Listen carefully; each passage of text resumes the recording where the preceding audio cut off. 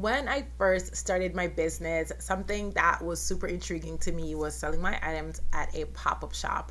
This was something that I really wanted to experience, and so I got the opportunity this month to go to my third pop-up shop, and I'm going to be detailing that experience for you all in this video today.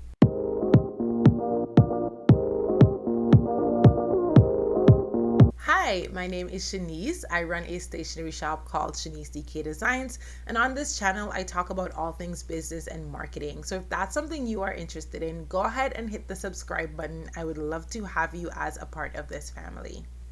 So the first thing we're going to do is I'm quickly just going to let you all know a bit of information about the pop-up shop that I attended. So I do live here in South Florida, and there is a very popular pop-up shop company, and they offer pop-up shops all the way from Palm Beach down to Miami.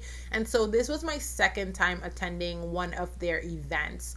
So this particular event that I went to was taking place at Broward Mall. The original cost was $100. However, I did sign up a bit late. I want to say I signed up about 3 days before the actual event, and so I got a discounted rate of $50. So that was the cost out of pocket to attend the event.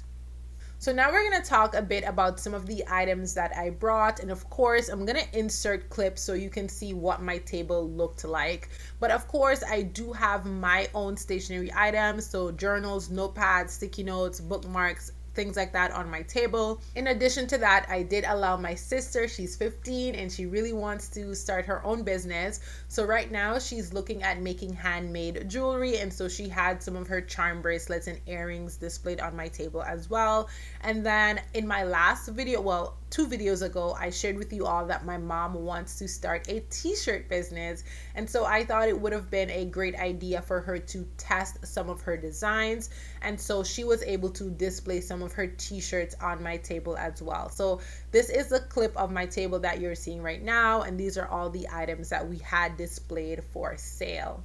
So when it concerns going to a pop-up shop, there are a couple of different goals that you can have. So as I just shared with you all, my mom wants to start a t-shirt business. So one reason for attending a pop-up shop is to test your products, right? So people get a real life look at your products, and you can see their reactions. You can see if that this is a product that they're interested in, perhaps a product that you think is not great. Somebody comes and they look at that, and you can get to see that product in a new light. So that is one reason why I love pop-up shops. It's not always about profit. Sometimes you just want to test the market and kind of get an idea of what people are interested in.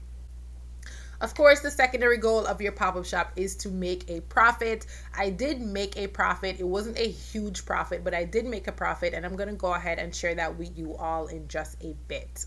Another goal for pop-up shops is to get your brand out there. So if I wanted to start targeting a more local market, then that is one goal of the pop-up shop, is to get people to be more aware of my brand. I did put on my table just a QR code, and I did have lots of people who maybe they didn't purchase, but they were able to follow me on Instagram or different things like that. So just in general, more people are able to be aware of my brand, and so that is a goal that I definitely met, being that the pop-up shop was in a mall. On that note, I guess I can start talking about the fact that this pop-up shop was at a mall. So the very first pop-up shop that I went to, it was a craft fair, right? So people were here simply to support small businesses. This pop-up shop that I went to, it was at a mall. People were not there to support small businesses. People were there to shop at these big box stores. My display, and I'm going to put a clip here to show you, this is a clip of me hand making some bookmarks just to kind of get some attention to my shop. What you can see from this video is that my stall was right in front of Macy's, and so I felt like it was not the best of placement, just because people are coming and they're walking straight into Macy's, like they don't even want to look at my table because they have something specific that they want to go in that store and buy. And so I had to be stopping people. I had to be like, hey, can I interest you in some diaries and some journals, or can I interest you in some sticky notes? And so I had to do that to get some traffic to my stall, because I was like, I am not here to leave with $0 and 0 cents. I need to make some money.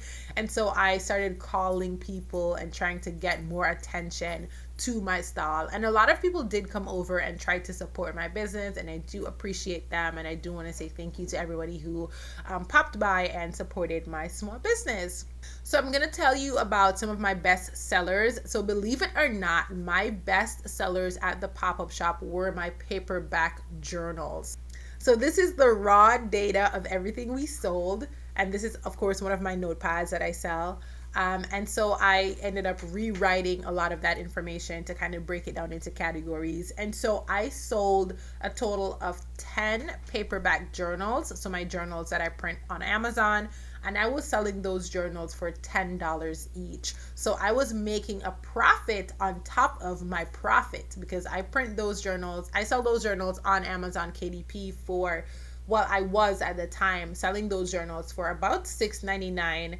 And so I made a profit on top of my profit because I sold them for $10 at the pop-up shop. My best sellers in terms of paperback journals was, of course, my thoughts on how to be better each and every day. My mom was selling this book non-stop. She just kept telling people, hey, sometimes you need to write down how you can improve your day and things like that. So people bought them, and they bought them as gifts for other people. My second best seller was this Empowered Women Mindfulness Journal. I'm going to open it so you all can see. So this journal is actually a guided journal where you can track your morning and evening routine. And I sold about 4 copies of this. It was all that I had left. So this journal is done. The only ones I have in stock now is just these ones that are misprinted. And I'm putting these in some mystery boxes or misprinted items that I'm selling on my website. I get a few sales of these every once in a while, but that's what I'm doing with these since they were kind of misprinted. In addition to the paperback journals, I did sell 2 copies of this wire-bound journals, and I was selling these for $15. So I sold the paperbacks for $10, and then I sold these for $15, and I was able to sell 2 copies. I also sold about 2 or 3 of these notepads. Of course, it is June, it's Pride Month, and so I was able to get 3 of these notepads sold. And in addition to those, I did just have some little other trinkets on my table. So I did have these bookmarks that I was hand making at the pop-up shop, and I was selling these for $10. I sold about 3 of these. And then I had these pencil cases, these canvas pencil cases. It says stay organized. I made these just to kind of test them out, and a lot of people were interested in them. I didn't sell any, but I will be listing these on my website and seeing if I can pick up some sales on them.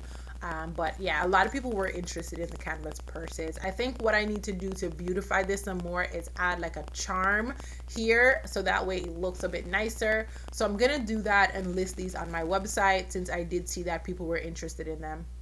All in all, I made just over $180 in terms of cash that I collected from the sale of my stationery. My mom made about $40 selling her t-shirts, and then my sister made about $30 selling some of her jewelry. So all in all, we made over $200 and something at the pop-up shop. And then if we take away that $50 for the fee that I paid, we are looking at $190-ish as profit. Well, that's not full profit because I do have to take out the cost that I paid for the items that I brought there. And so after I take that out, I do still end up with a profit. So not bad for a day at the pop-up shop. It was also a family time. So my mom, my sisters, and I, we really did have a good time down there in Fort Lauderdale. And I did learn a lot. My mom got some good information for her business. My sister was able to see that people will buy her jewelry, even if it's just to support her. And in addition to all of that, I was able to start offloading some of those paperback journals from Amazon KDP. So I do want to encourage you that if you have journals and you see that you're not making any sales on them, perhaps you can order a few, go to a local pop-up shop and try to see if you're able to sell some of those journals. Perhaps also print some business cards, have a social media account, and get the word out there. Let people know about your books. Your community is going to support you, and once they start supporting you, then what you're going to notice is that you're going to start having more sales on Amazon KDP. So what if you choose to sell them at the same price that they sell them on Amazon, right? And now you're saying, okay, purchase this one, but you can also go back online and get some more. That's a way that you're able to drive traffic to your Amazon KDP store. It's also a way that you're able to get people to know more about your brand, and it's also a way for you to put some of your work out there. And a lot of the journals that I sold actually did have my logo on there, so people are able to know that, hey, they got this from Shanice DK Designs. In addition to that, a lot of people did follow me on social media, so they're able to see and kind of just check out some of the other items that I sell. I did also sell some sticky notes. I didn't put that in there, but I did also sell some sticky notes. I forgot to mention that, and I'm not gonna refilm this video, but yeah. So all in all, I think it was a great experience. As I said, my mom and my sisters and I, we had a great time. We also did leave the pop-up shop 2 hours early because the pop-up shop was from 10 to 7, and we actually left at 5 p.m. because I was like, you know what, I'm gonna get out of here early and beat the traffic home, because I did live about an hour away, and so I left early. So who knows what I could have sold between 5 to 7. I don't know. I left early because I just kind of needed to. But yeah, so overall it was a great experience, and I do encourage you all to check out some pop-up shops if there are any happening in your area, and I wish you the best of luck in selling your journals. In my next video, I'm going to be sharing with you all my experience selling wholesale on Faire. So that is one way that I've typically sold items as well, and it's probably a business model that you can try out if you're looking to start selling your KDP journals in a new way. So check out my next video if you want to learn more about selling wholesale on Faire. See you guys on Thursday. Bye!